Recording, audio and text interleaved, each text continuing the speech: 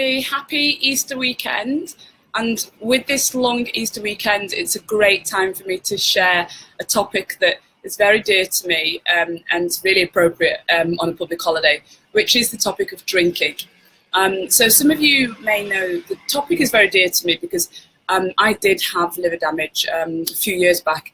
I found actually just through a health check that I had an inflamed liver that had probably come about through excessive binge drinking. So I never deemed myself as somebody that had a problem with alcohol, but the reality was that when I looked at my liver, my body had told me differently.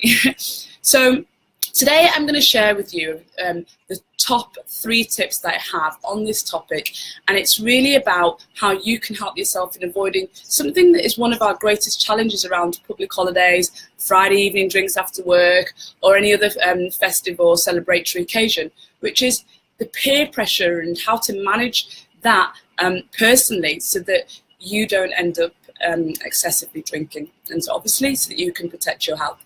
So tip number 1 is when you have a night out, or day out even, most public holidays are days out, just decide what you want to happen. Decide whether it's going to be, a big night out, a blowout as you say, or decide whether you actually just want to have a couple of nice drinks, enjoy them, catch up with friends or catch up with colleagues.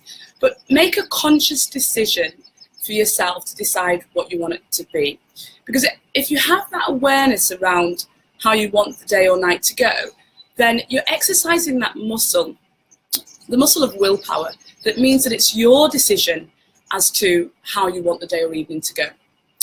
My second tip is think about what you want to drink. So as you know, I've shared how each one of us is so uniquely designed, and we all have different DNA, genetics, lifestyles, genders and preferences.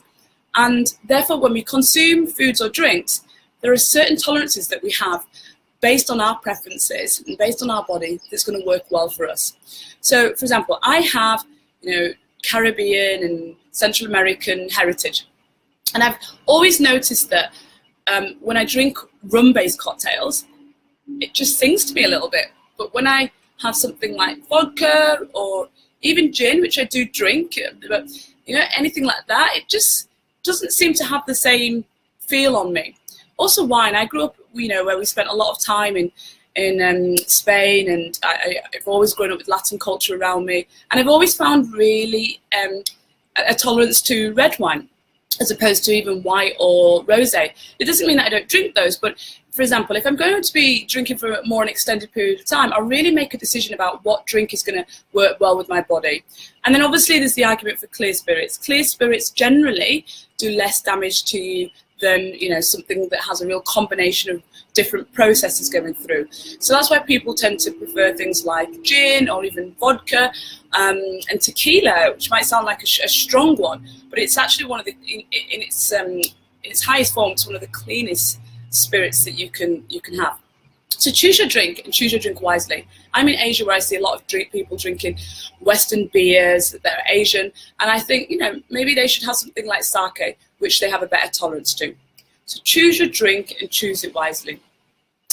And then my final point is really about just thinking about, okay, what is going to be right for me in terms of getting a balance. Now, what I always say to my clients is if you're going to be drinking, make sure that between every single alcoholic drink, you drink a glass of water, and wherever possible, which I would say is most bars, to have a slice of lemon in it.